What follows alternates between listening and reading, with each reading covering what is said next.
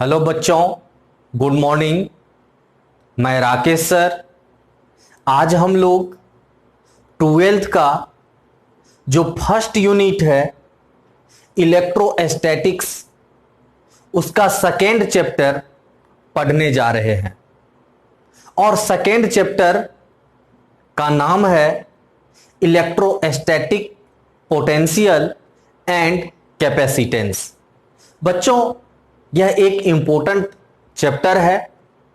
इसमें बहुत कुछ हम लोगों को पढ़ने होते हैं, जैसे potential difference, potential, potential energy, electrostatic potential energy, capacitor. उसके बाद हम लोग इसमें पोलर नॉन पोलर मॉलिक्यूल्स के बारे में भी पढ़ते हैं, इलेक्ट्रोस्टैटिक शील्डिंग भी पढ़ते हैं, और कैपेसिटर्स का ग्रुपिंग भी पढ़ते हैं। इसे न्यूमेरिकल्स भी एग्जाम में पूछा जाता है। इस चैप्टर से ऑब्जेक्टिव टाइप भी क्वेश्चन रहता है, और साथ साथ शॉर्ट और लॉन्ग भी रहता है। तो हम लोग इस चैप्टर को अच्छे से पढ़ेंगे, और अगर कोई कंफ्यूजन तुम लोगों को कहीं पर होगा तो कमेंट करके लिखना। अभी हम लोग चलते हैं इस चैप्टर के तरफ। जो चैप्टर है इलेक्ट्रोस्टैटिक पोटेंशियल एंड कैपेसिटेंस, इसमें सबसे पहला टॉपिक जो हम लोग पढ़ने जा रहे हैं वह टॉपिक है पोटेंशियल डिफरेंस, पीडी अर्थात डेल वी। पोटेंशियल डिफरेंस को शॉर्ट में पीडी लिखेंगे और इसे डिनोट करेंगे डेल वी से। अब बच्चों, यह पोटेंशियल डिफरेंस होता क्या है, तुम लोग आसानी से समझ सकते हो। चलो देखो, सपोज करो यह एक इलेक्ट्रिक फील्ड है।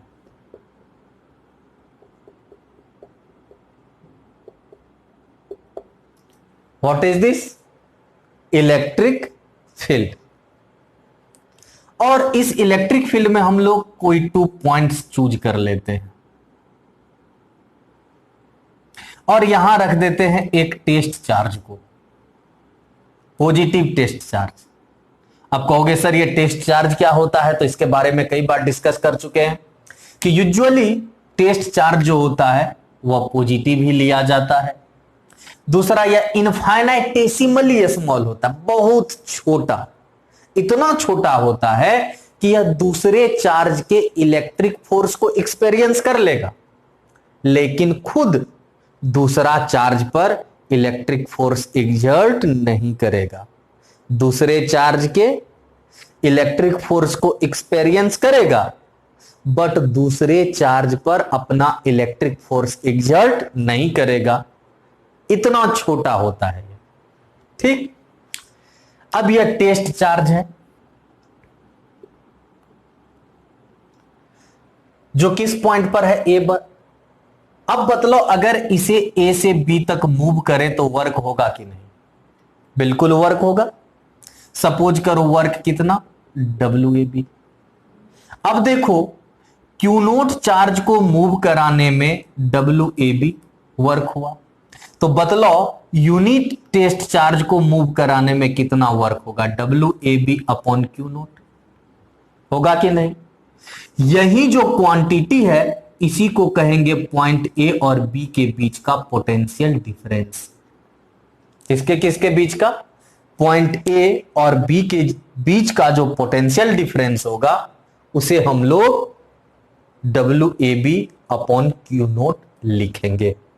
ठीक, तो बच्चों यहां देख रहे हैं कि यूनिट पॉजिटिव टेस्ट चार्ज को जब किसी इलेक्ट्रिक फील्ड में एक पॉइंट से दूसरे पॉइंट तक मूव कराते हैं, तब जो वर्क होता है वही वर्क कहलाता है दोनों पॉइंट्स के बीच का पोटेंशियल डिफरेंस। फिर से सुन लो, जब यूनिट पॉजिटिव टेस्ट चार्ज को किसी इलेक्ट्रिक फील्ड में वन पॉइंट से अनदर पॉइंट तक मूव कराते हो, तब जो वर्क डन होता है वही वर्क डन उन दोनों पॉइंट्स के बीच का पोटेंशियल डिफरेंस कहलाता है।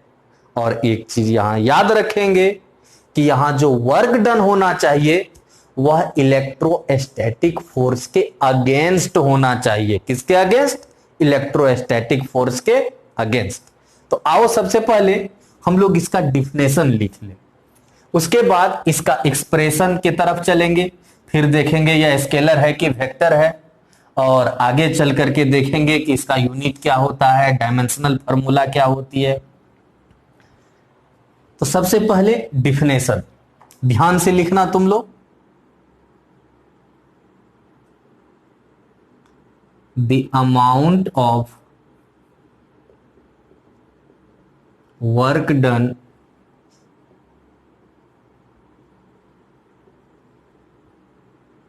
in moving a unit positive test charge from one point to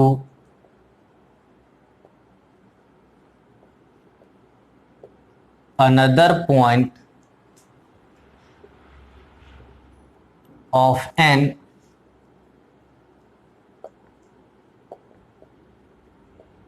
electric field against the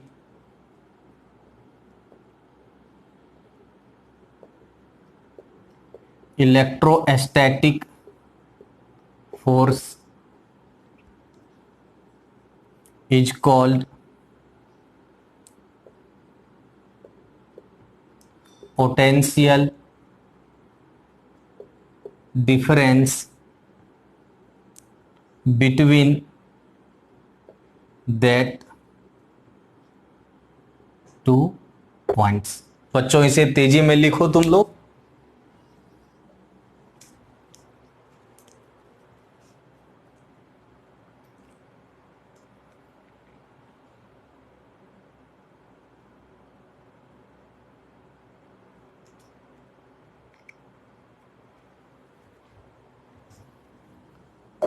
लिख लिया?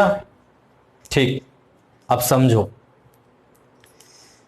The amount of work done in moving a unit positive test charge from one point to another point of an electric field against the electrostatic force is called potential difference between that two points.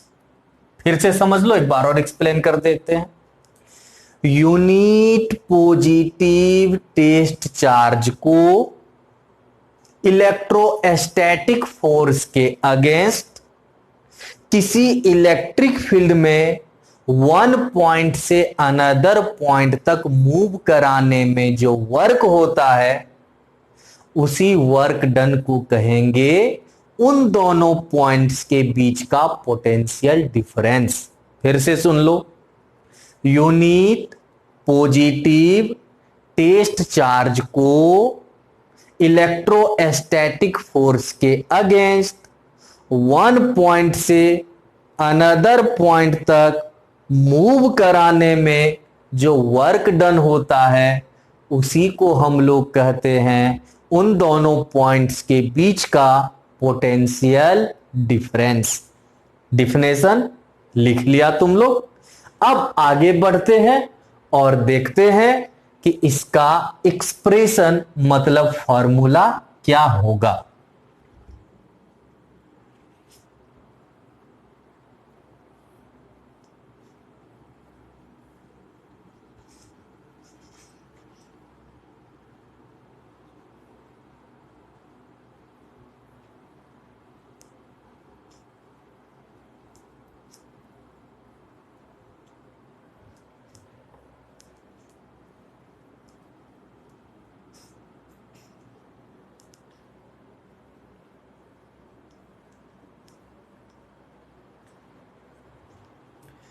अब बच्चों हम लोग इसका expression समझने के लिए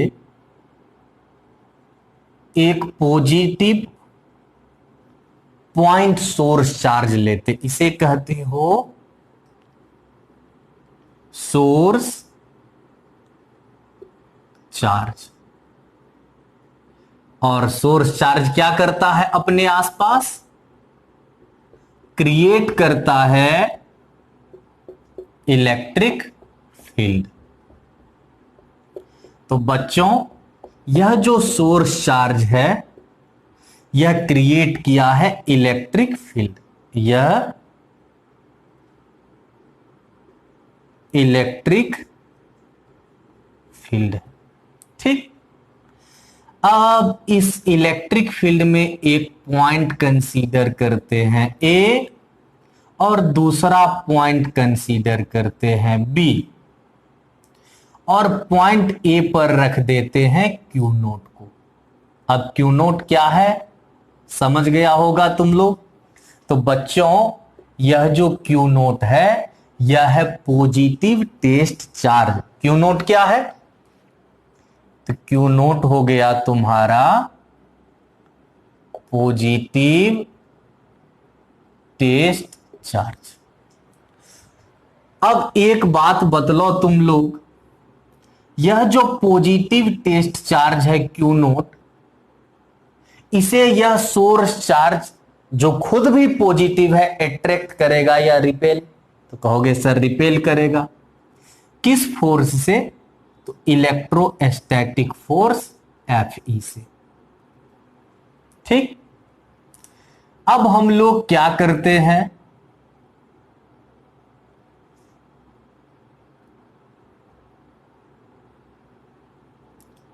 यह जो A से B है इसका एक स्मॉल पार्ट का डिस्प्लेसमेंट वेक्टर dr कंसीडर कर लेते हैं। सुना बात को? A से B तक का जो टोटल डिस्टेंस होगा उसके स्मॉल पार्ट का डिस्प्लेसमेंट कंसीडर कर लेते हैं वेक्टर dr। कोई कंफ्यूजन नहीं तुम लोगों को? कहां से कहां का? पॉइंट A से पॉइंट B का जो टोटल डिस्टेंस होगा उसके एक स्मॉल पार्ट का डिस्प्लेसमेंट कंसीडर कर लेते हैं वेक्टर dr, ठीक। अब एक बात बदलो तुम लोग, अगर इस टेस्ट चार्ज क्यू नोट को A से B तक लाना हो तो क्या यह इलेक्ट्रोस्टैटिक फोर्स वर्क करेगा? वर्क करेगा। कैसे कर सकता है? यह तो मूवमेंट के अगेंस्ट है, तो वर्क करेगा कोई एक्सटर्नल फोर्स। कौन वर्क करेगा? तो टेस्ट चार्ज को अगर क्यू नोट को A से B तक लाना है तो वर्क करेगा कोई न कोई एक्सटर्नल फोर्स जिसका डायरेक्शन इसके अपोजिट होना चाहिए। तो यह कौन सा फोर्स है बच्चों? यह है एक्सटर्नल फोर्स। समझ गए बात को? अब जो तुम लोगों से पूछेंगे उसका आंसर देना। पहले सबसे पहले यह बतलो, इसे स्टेप वाइज हम लोग समझने का प्रयास करते हैं। तो step 1,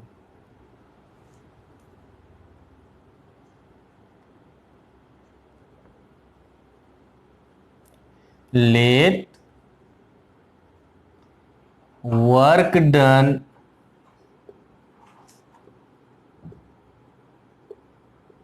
in moving Q node from A to B against the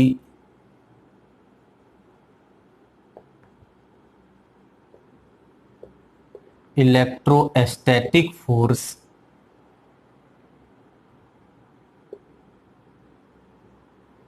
Fe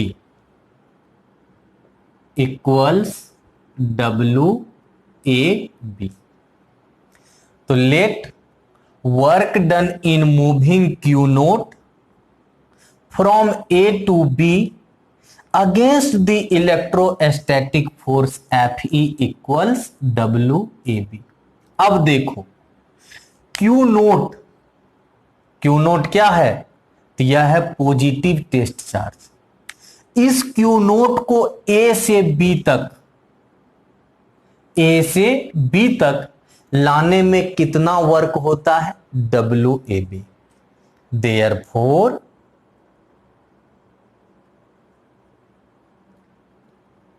work done in moving unit positive test charge from A to B. बच्चों क्यू नोट को ए से बी तक लाने में WAB वर्क होता है। कितना होता है? WAB। तो बतलो कि यूनिट पॉजिटिव टेस्ट चार्ज को ए से बी तक लाने में कितना वर्क होगा? तो WAB अपॉन क्या हो जाएगा? Q note. फिर से सुनो कि अगर क्यू नोट को ए से बी तक लाने में WAB वर्क हुआ तो यूनिट पॉजिटिव टेस्ट चार्ज को लाने में वर्क डन कितना होगा? WAB upon q note. कितना होगा? WAB upon q note. तो बच्चों इस फिगर को अभी हम रहने देते हैं, ठीक? इस फिगर की जरूरत होगी तो इसे हम लोग रहने देते हैं और आगे लिखते हैं। तो यह हो जाएगा बच्चों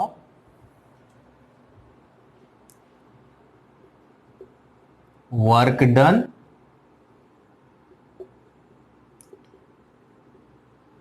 upon test charge WAB upon q note.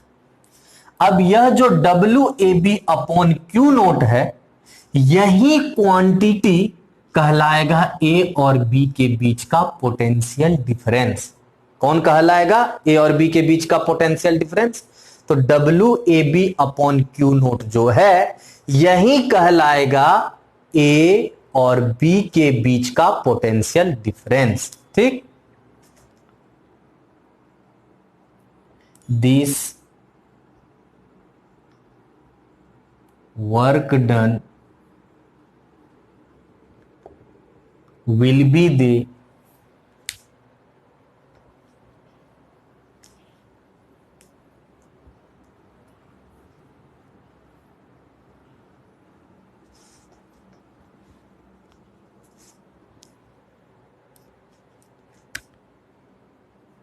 potential difference between points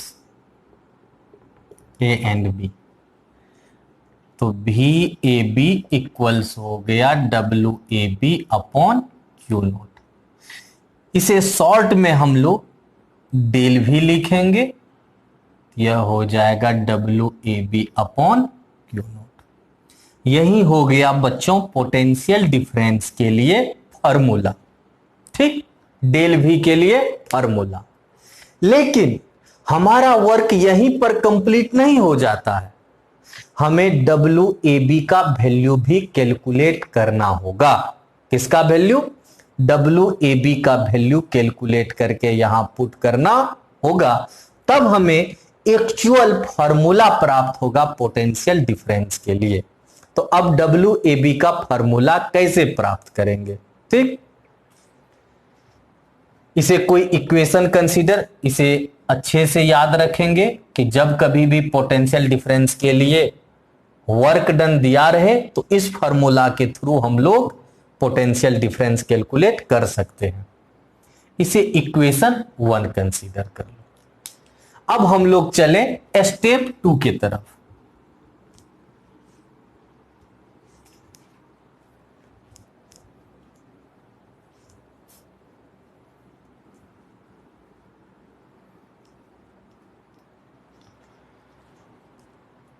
step 2 में क्या करना है?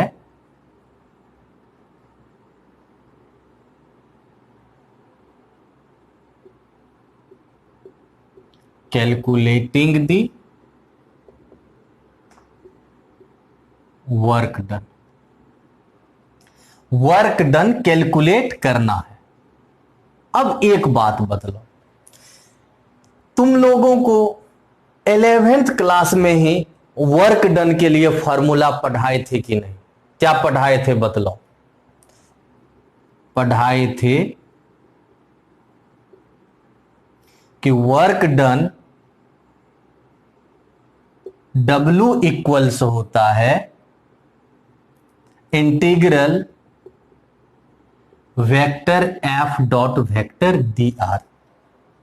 होता है कि नहीं होता है बतलाओ? Work done W equals integral vector F dot vector dr।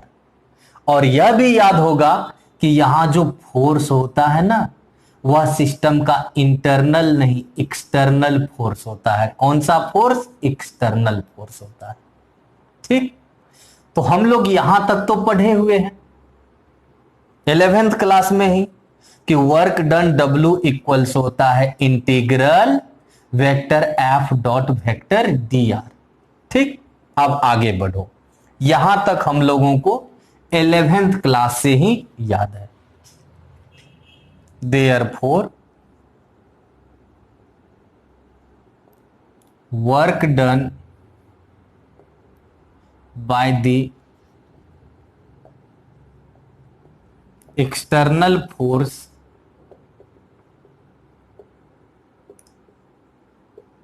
from A to B। A to B के लिए जो एक्सटर्नल फोर्स के द्वारा वर्क डन होगा, WAB। क्यों लिखे WAB बतलाओ तो?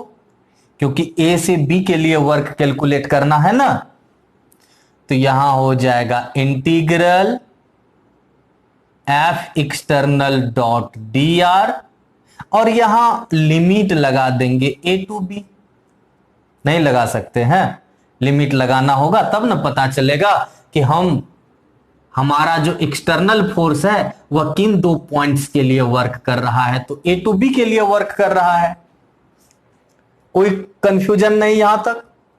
चलो, अब तुमसे पूछेंगे कि एक बात बतलो, यह जो एक्सटर्नल फोर्स है किसके अगेंस्ट वर्क करता है? Fe यानी इलेक्ट्रोस्टैटिक फोर्स के अगेंस्ट वर्क करता है। तो लिखेंगे एज वर्क्स अगेंस्ट द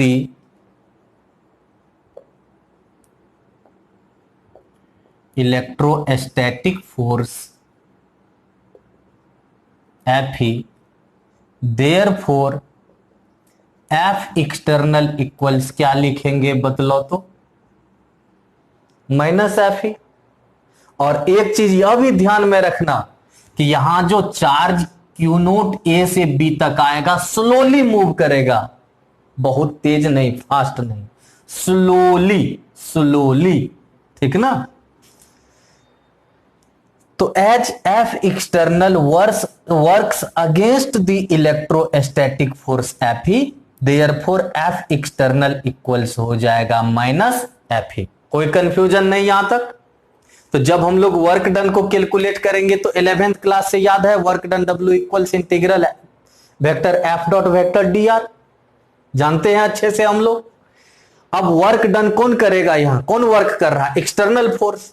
कहां से कहां के लिए? A to B के लिए।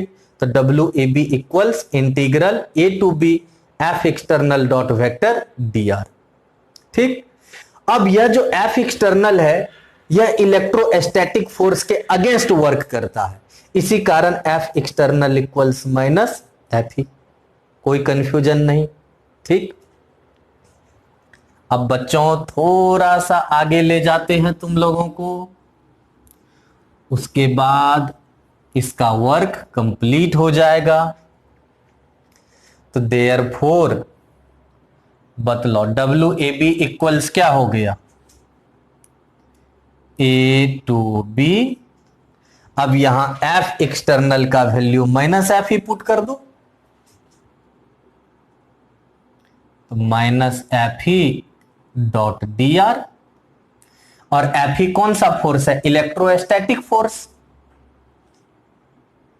If E be the electric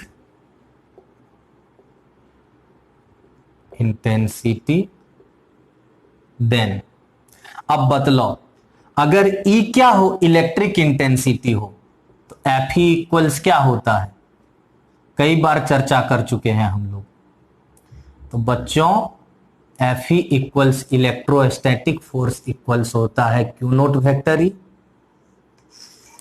यह भी पता है। अब बतलाओ यहां एफ ही का वैल्यू पुट कर सकते हो कि नहीं? कितना पुट करोगे? Q note vector E. तो चलो Q note vector E put कर देते हैं।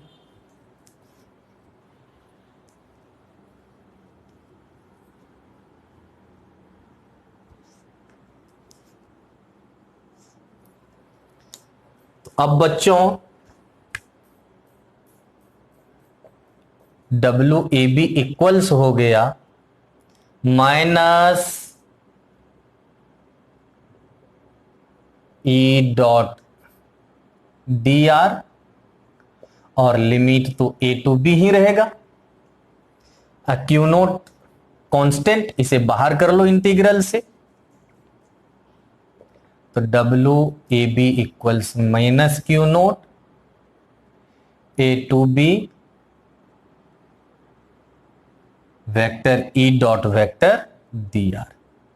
अब बच्चों यह जो वैल्यू है इक्वेशन 1 में हम लोग पुट कर सकते हैं कि नहीं?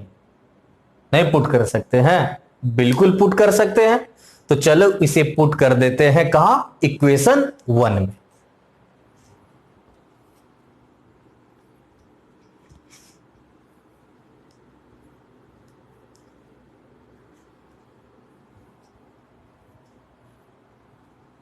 अब बच्चों आ जाते हैं हम लोग स्टेप 3 की तरफ। 10 from equation 1 we have, equation 1 क्या है पहले बोल दो? डेल वी इक्वल्स है W A B upon q naught. W A B का वैल्यू पुट कर दो, minus q naught A to B vector E dot vector d r upon q naught, cancel. अब बच्चों बतलाओ तुम लोग कि डेल वी इक्वल्स क्या हो जाएगा?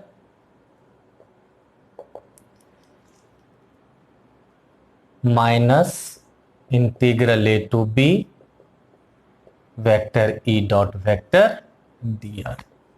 यही है बच्चों पोटेंशियल डिफरेंस का फॉर्मूला, जो वी वी आई है, और इसे हम लोग अच्छे से याद भी रखेंगे।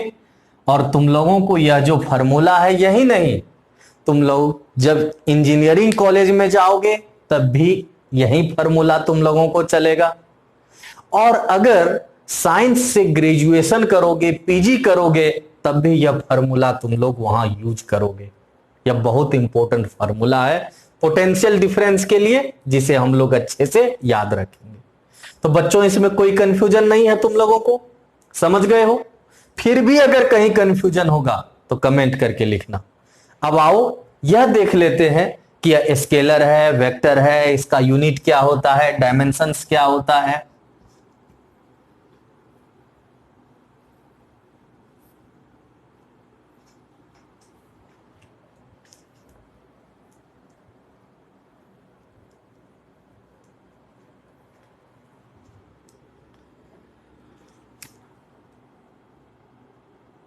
सबसे पहले बच्चों पीडी इज ए स्केलर, इसका कोई डायरेक्शन नहीं होता है, यह स्केलर है, ठीक।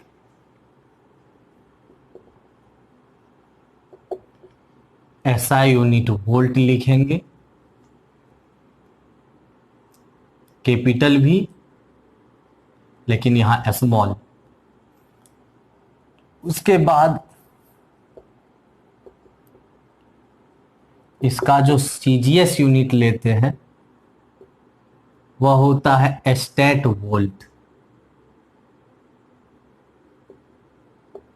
State volt. और बच्चों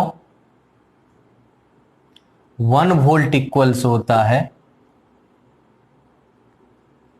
1/300 state volt.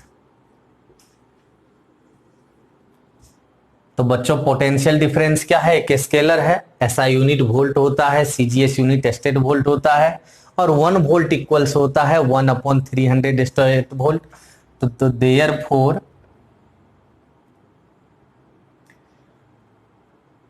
1 state volt equals हो जाएगा 300 वोल्ट। अब बच्चों इसका डायमेंशनल फॉर्मूला देख लो।